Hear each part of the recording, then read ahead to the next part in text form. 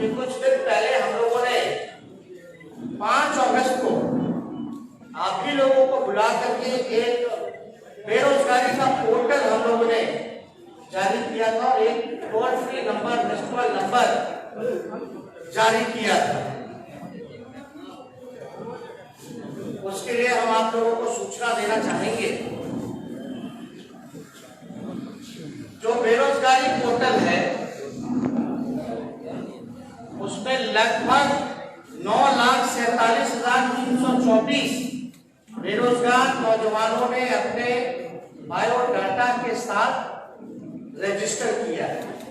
मैं फिर से आंकड़ा दोहरा दूं, जो वेब पोर्टल था बेरोजगारी हटाओ पोर्टल, उसमें बेरोजगार नौजवानों ने लगभग 9,47,324 की संख्या में रजिस्टर किया है। वहीं 5 अगस्त को रिलीज किया गया। वहीं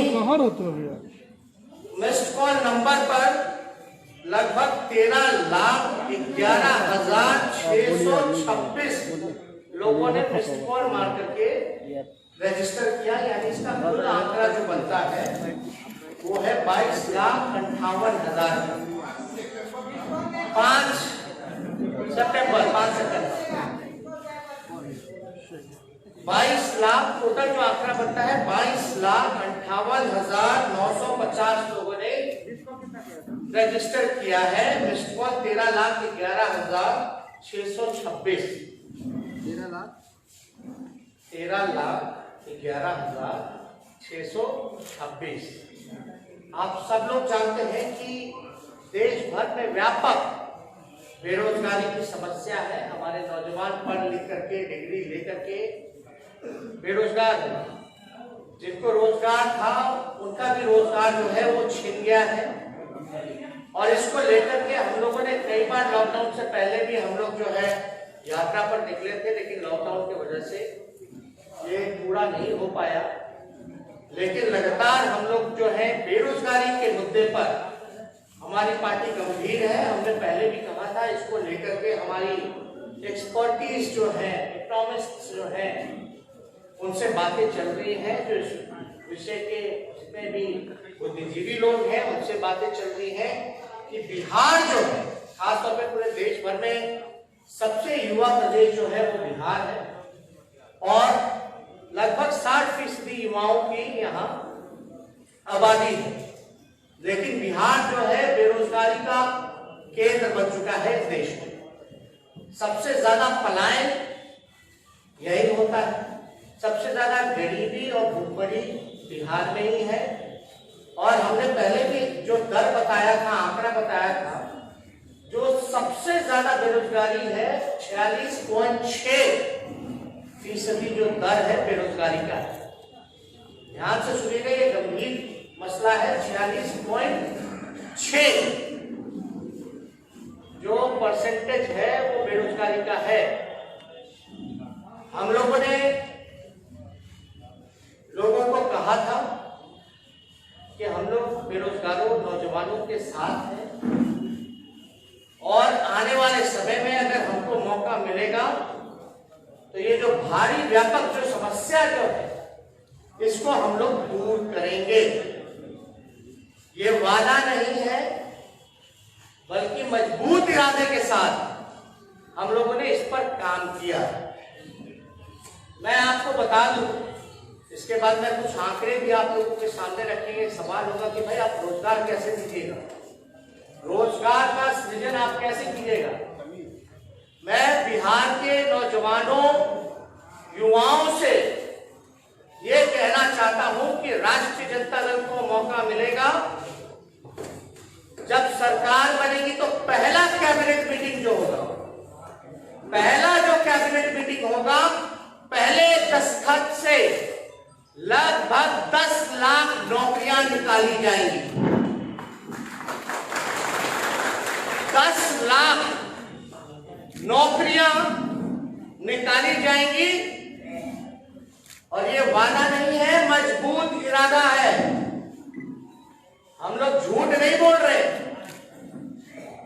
झूठ बोलने वालों को लोगों ने देखा है, जाना है। साल में 2 करोड़ रोजगार देने की बात कही जा रही थी। दूसरी तरफ 15 साल में जिन लोगों ने सत्ता में राज किया, बिहार को कंगाल बना दिया। एक बिहारी पर लगभग 37,000 रुपए का कर्ज हो चुका है। 12.5 करोड़ की आबादी है, बिहार पर भार हो चुका है।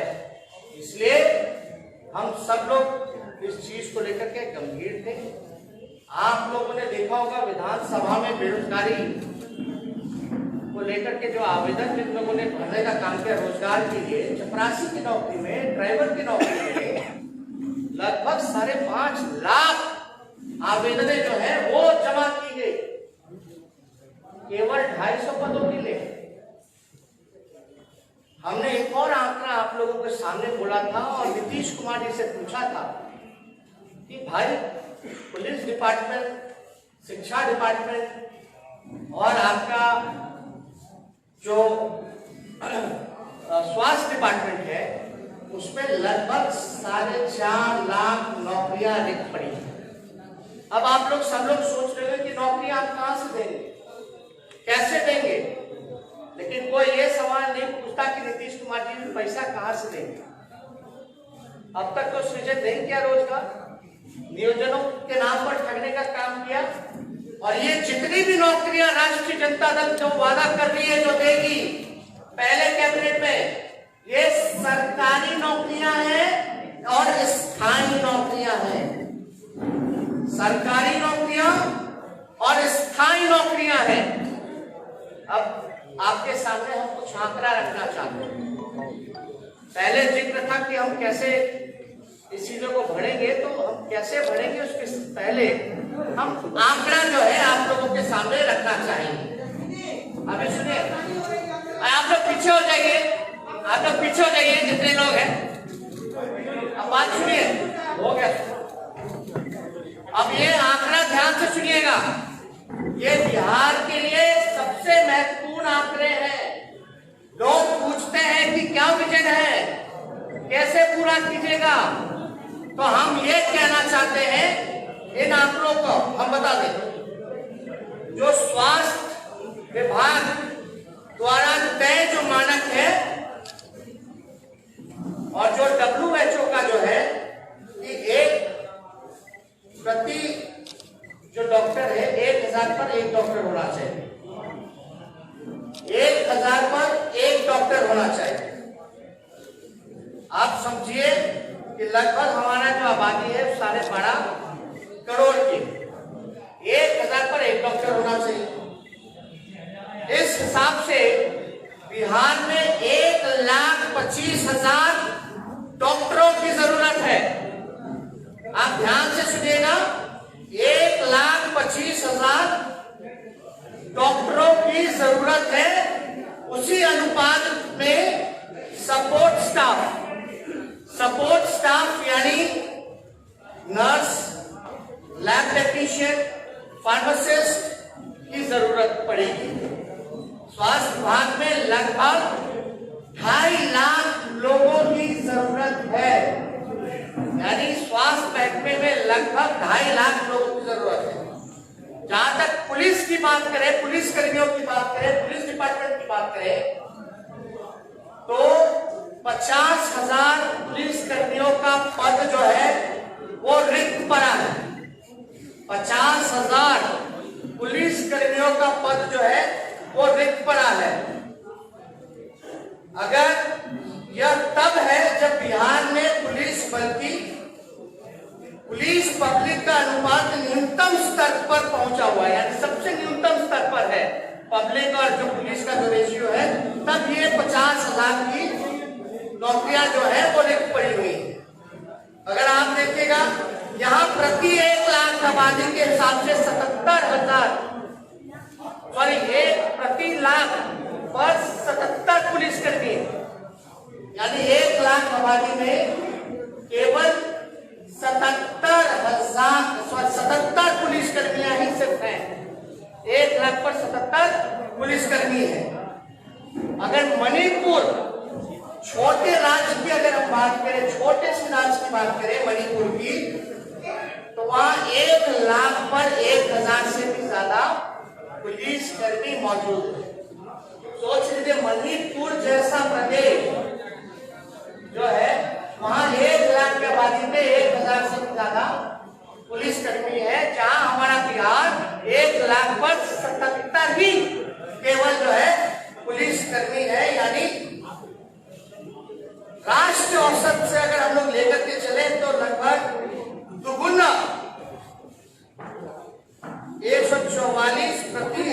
लाख आबादी है, यानी राष्ट्रीय औसत जो है 144 का है।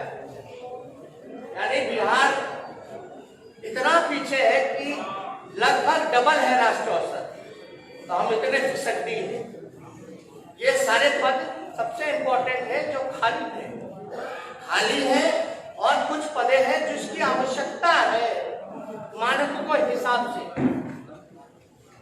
तो टोटल पुलिस का, बिहार पुलिस का जो स्ट्रेंथ है वो 1,26,000 ही है। सोचिए 12.5 करोड़ की आबादी और पुलिस कर्मी कितने, 1,26,000 है केवल।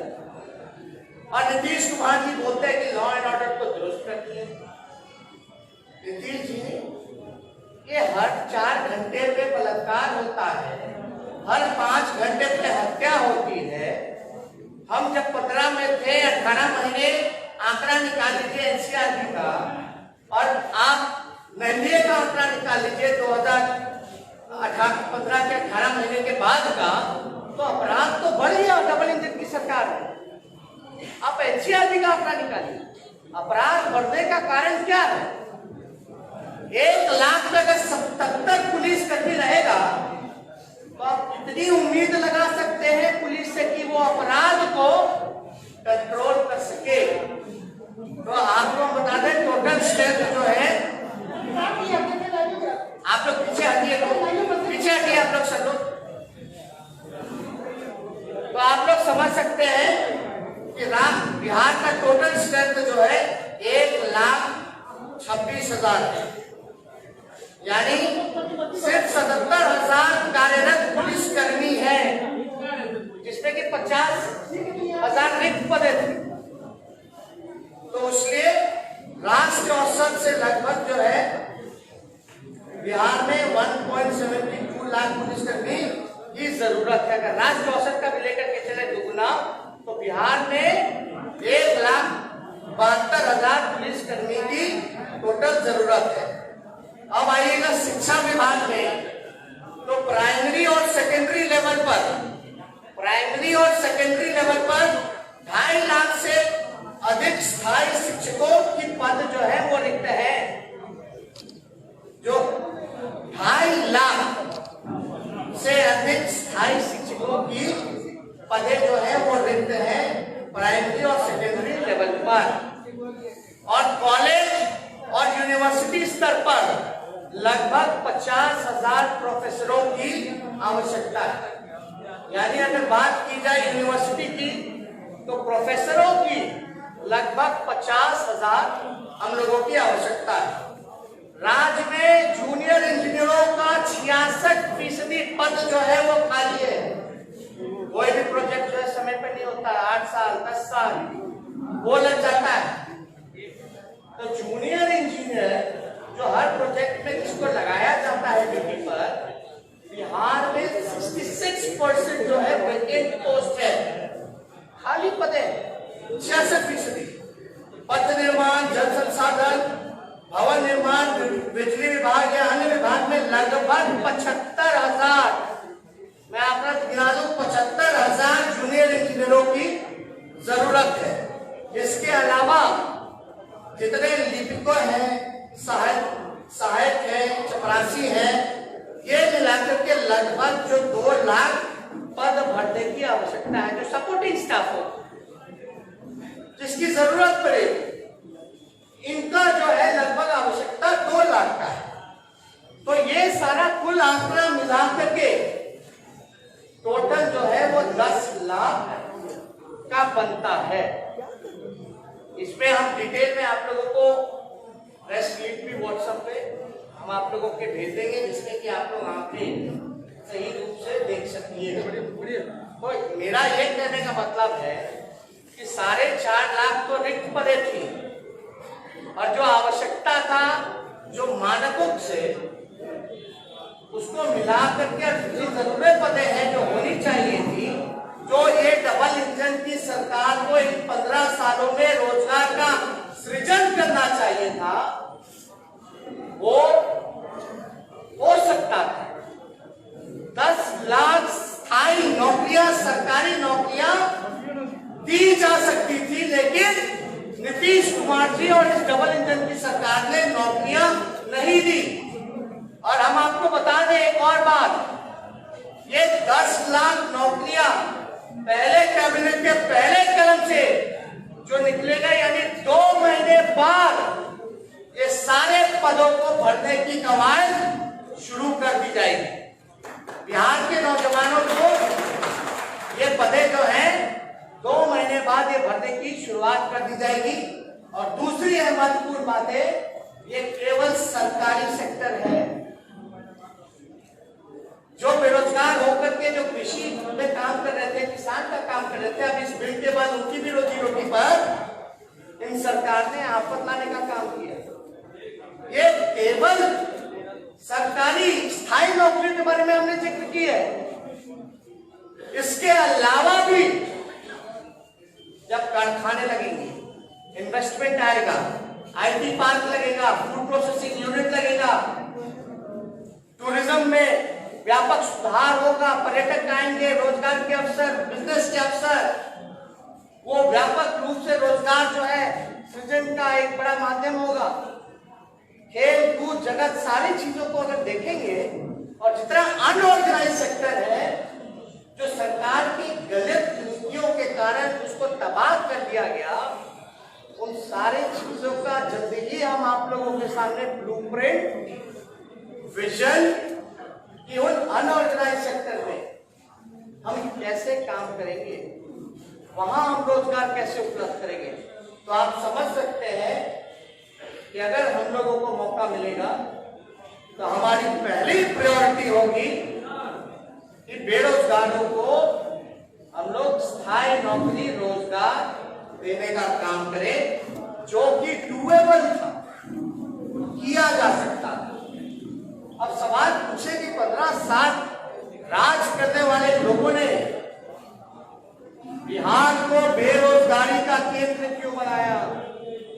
क्यों इतनी लाखों पद और इतनी पदों की आवश्यकता पड़ रही है? चाहे इंजीनियर्स हो, डॉक्टर्स हो, टीचर्स हो, प्रोफेसर्स हो, उनके सपोर्टिंग स्टाफ हो, नर्सेस हो, प्यून हो, चपरासी हो, हर जगह जो है व्यापक। और यहाँ बीपीएससी का तो हाल आप लोगों ने देखा ही, कोई भी प्रक्रिया जो है 4 साल 5 साल में भी पूरी नहीं की जा सकती है। परीक्षा का जो है वो रिजल्ट नहीं आ पाता है, और जब आता है तो उसमें भी धांधली की जाती है। तो ये सारे विषयों पे हमारी सरकार जो है वो ध्यान देने का काम करेगी। जनता ने मूड बनाया है कि जितने लोगों ने इनको ठगने का काम किया है, इस बार बिहार की जनता, खासतौर पर नौजवान, ठगाएगा नहीं। और राष्ट्रीय जनता दल सभी जाति के लोगों को, सभी वर्ग के लोगों को, सभी धर्म के लोगों को इकट्ठे लेकर के चलने का काम करेगा। इसलिए हम समझे कि ये बातें आप लोगों के सामने आनी चाहिए। अब जवाब दे नीतीश कुमार, इन 15 सालों में आपने नौजवानों को बेरोजगार क्यों रखा? आपने उन नौजवानों को वो अधिकार क्यों नहीं दिया? आपने नौकरी के बदलाए लाठी क्यों मारा? ये नीतीश कुमार जी को जवाब देना पड़ेगा।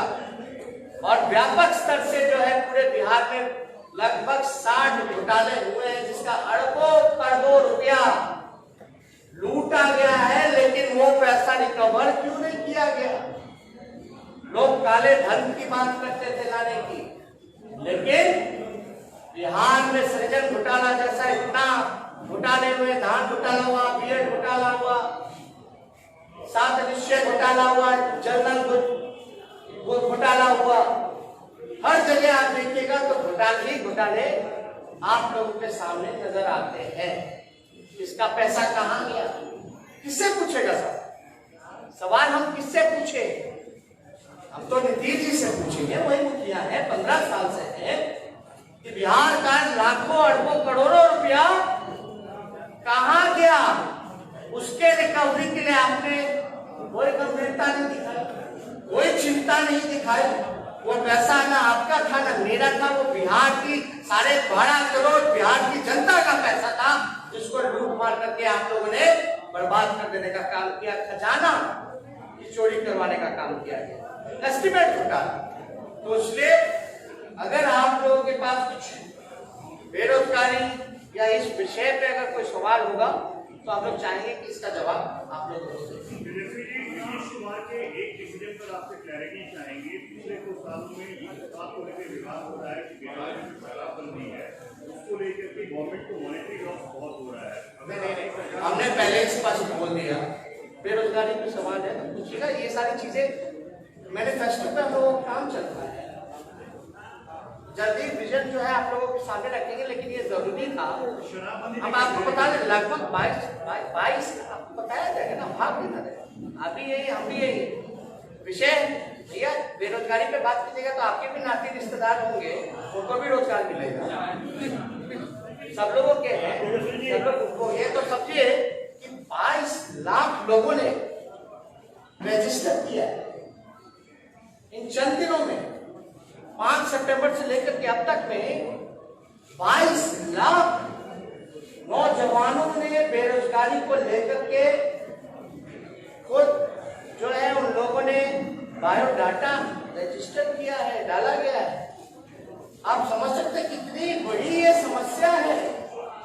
बिहार को इन लोगों ने बीमार कर दिया। और नीतीश कुमार जी से भूखमरी पे बात की जाए, पलायन पे बात की जाए, गरीबी पे बात की जाए, बेरोजगारी पे बात की जाए तो कोई जवाब नहीं देते। ये बड़ा आश्चर्य लगता है। हम लोगों को गाली देना है, स्वागत आप दे सकते हैं, दिलवा सकते हैं, लेकिन आप बिहार के मजदूरों का जब आप अपमानित करते हो, पैर में छाले लगवाते हो, उनको चोर अपराधी कहते हो, तो ये बर्दाश्त बात है। सुप्रीम कोर्ट के ऑर्डर के बाद भी बिहार में उन मजदूरों को रोजगार नहीं दिया गया। याद कीजिएगा, वही मजदूर जो बाहर से आए, अपने ही बिहार के लोग थे जो रोजी रोटी में कमाने बाहर गए थे, उनको रोजगार सुप्रीम कोर्ट ने बोला था बिहार सरकार को देने का, लेकिन एक भी रोजगार उन लोगों को नहीं दिया गया। ये जो रोजगार की बात कर रहे हैं, 2015 में बेरोजगारी की याद नहीं थी, नौजवानों की याद नहीं थी कि आप देने को। और दूसरा सवाल, जब आप सवाल कर रहे हैं तो नीतीश कुमार व्यक्तिगत हमला करते हैं आपको। बात समझिए। पहला सवाल 2015 की बात है, हम सरकार में थे, याद होगा, डिप्टी सीएम थे। हालांकि जनादेश की चोरी हो गई, नीतीश जी तो भागे। लोग सुनते थे कि विधायक की चोरी होती है, विधायक खरीदे जाते हैं, लेकिन मुख्यमंत्री की चोरी हो गई, मुख्यमंत्री बिक गए। ये पहला ऐसा राज्य होगा। दूसरी पहली बात हम बोलते 2015 में हम लोगों ने डोमिसाइल कानून की बात की थी। डोमिसाइल कानून की बात हम लोगों ने की थी। बगल का राज्य जो है की थी कि नहीं की थी? इसलिए की थी कि बिहार के लोगों को बिहार में ही रोजगार मिले। तो डोमिसाइल कानून दूसरे राज्य जो है, महाराष्ट्र हो, झारखंड हो, मध्य प्रदेश हो, मध्य प्रदेश में तो 100% डोमिसाइल कानून जो है वो लागू कर दिया गया। झारखंड में भी 100% जो है डोमिसाइल कानून जो है लागू कर दिया गया। लेकिन नीतीश कुमार जी ने हमारी बात को नजरअंदाज किया। तो ये बात, ये चीजें, ये चिंता तो हम लोगों की थी। जो बिहार का पैसा शिक्षा में, चिकित्सा में और आपका रोजी रोटी के लिए जो बाहर जाता है, ये तो चिंता हम लोगों की रहती है और हम लोग इस पर काम करते हैं।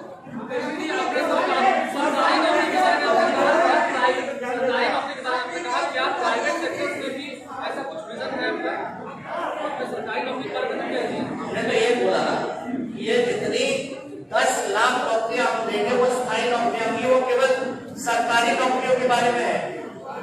लेकिन इसके अलावा भी कारखाने आएंगे, उद्योग लगेगा, इन्वेस्टमेंट आएगा, टूरिज्म बढ़ेगा, फूड प्रोसेसिंग यूनिट लगेगा, आईटी पार्क लगेगा, सेल लगेगा, तो उसमें भी रोजगार जो है आप समझ सकते हैं कि 10 लाख तो कम ही होगा, उससे भी ज्यादा व्यापक